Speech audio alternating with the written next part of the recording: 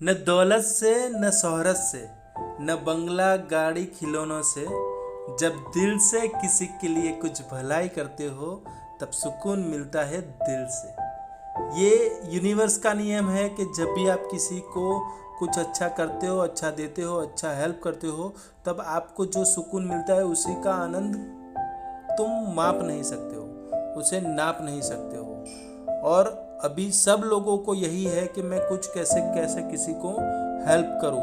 मेरे पास तो टाइम नहीं है, मेरे पास तो पैसे नहीं है, मेरे पास तो फिजूल की एक्स्ट्रा इनकम नहीं, तो मैं कैसे कर सकता हूं। पर ये अच्छी सी मोटिवेशनल स्टोरी आपको समझाएगी कि समाज में अगर आप ठान लेते हो दिल से किसी को मदद करना, तो भले ही आपके पास कुछ न हो, पर आप किसी न किसी तरह से कैसे न किसी तुम किसी को हेल्प कर सकते हो। आइए जानते हैं एक अच्छी सी मोटिवेशनल स्टोरी के साथ। एक बस में बहुत सारी भीड़ थी और वेटिंग में बस स्टॉप पे खड़े 3-4 इंसान बस में चढ़ते हैं। बस में चढ़ते हैं तो एक औरत बहुत समय से नीचे भी खड़ी थी और ऊपर आके भी खड़ी थी, पर उसके चेहरे से झलक रहा था वो बहुत थक चुकी थी। उसी समय पे एक बंदा खड़ा होता है और औरत को बोलता है आप बैठ जाइए। वो बंदा दिखने में सीधा साधा था, बोला बाला था, गांव का मजदूर हो वैसा लग रहा था, पर उसने बड़े ही नेकी से वो औरत को उसकी थकान देखकर बैठने की जगह दे दी। फिर थोड़ी देर बाद वो जहाँ खड़ा था वहाँ पे सीट खाली हो गई। वो बंदा बैठा और उसकी नज़र एक दूसरी औरत पर पड़ी, जो औरत अपने छोटे से बच्चे को लेकर खड़ी थी। तो ये बंदे ने फिर से वो बच्चे वाली औरत को बुलाया और अपनी जगह दे दी। बस का सफ़र काफ़ी लंबा था, खड़े खड़े वो थक चुका था, पर तो भी वो खड़ा रहा और जब जब भी उसको सीट मिलती थी, कभी किसी बुजुर्ग को दे देता था, कभी किसी बच्चे को दे देता था।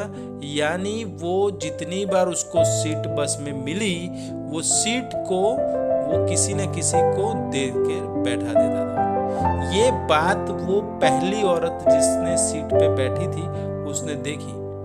फिर बस का लास्ट स्टॉप आने को आया था, तभी वो औरत के पास वो बंदा बैठा था। तब वो औरत उसको पूछती है कि भैया ये क्या कर रहे हो तुम भी वैसे तो थके हुए लग रहे हो, पूरे दिन की मजदूरी से तुम थके हारे दिखते हो, तुमको भी पसीना आ चुका है, पर तो भी आपको जब भी जगह मिल रही थी आप किसी न किसी को बैठा रहे थे और आप खुद थके हारे हुए कहीं जगह पे किसी को दे दिया करते थे। इसका मतलब क्या है, ऐसा क्यों कर रहे थे आप?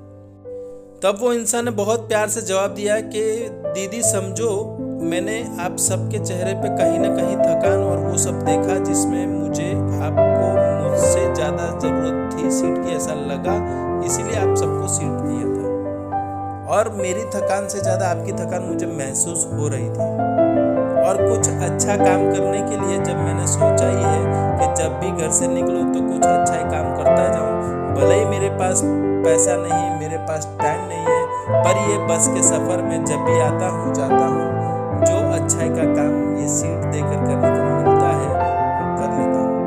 क्योंकि किसी को थोड़ी जगह देके उसकी थकान को थोड़ी राहत देके जो मुझे सुकून मिलता है वो बहुत ही बढ़िया होता है। और चाहे कुछ मैं दे ना सकूं, ये सीट तो मैं घर पे नहीं लेने वाला, पर जो मुझे जगह मिली है, वो जो मुझे मिला है जगह का स्पेस, वो मैं किसी और को देकर उसकी थकान में थोड़ा सा अच्छा सा एहसास देता हूँ। बस ये एहसास मुझे जो मिलता है वो मुझे बहुत ही सुकून देता है। ये बात से वो औरत समझ चुकी थी कि जब भी किसी को कुछ भी देना हो तो मतलब ये नहीं है तुमको पैसा ही दो, समय ही दो, यानी कुछ भी करके तुमको अगर अच्छाई करने का शौक है तो कैसे भी करके तुम अच्छाई कर सकते हो। किसी के लिए कुछ अच्छा सोच सकते हो, किसी के लिए अच्छा बोल सकते हो, किसी के लिए अच्छा कर सकते हो।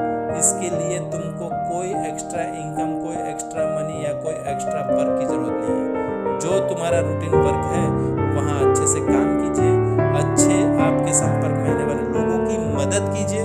बस ये अच्छाइयाँ फैलाते रहिए, खुश रहिए, खुद के लिए, अपनों के लिए। सलाम दुआ वड़क्कम केम छो सारू छे, घनश्याम नाम मारू छे, सत श्री अकाल, खम्मा गणी। लाइक कीजिए, शेयर कीजिए, सब्सक्राइब कीजिए। और ये यूनिवर्स ने आपको जिस अच्छाई के लिए यहाँ भेजा है वो अच्छाइयाँ करते रहिए। लव यू जिंदगी।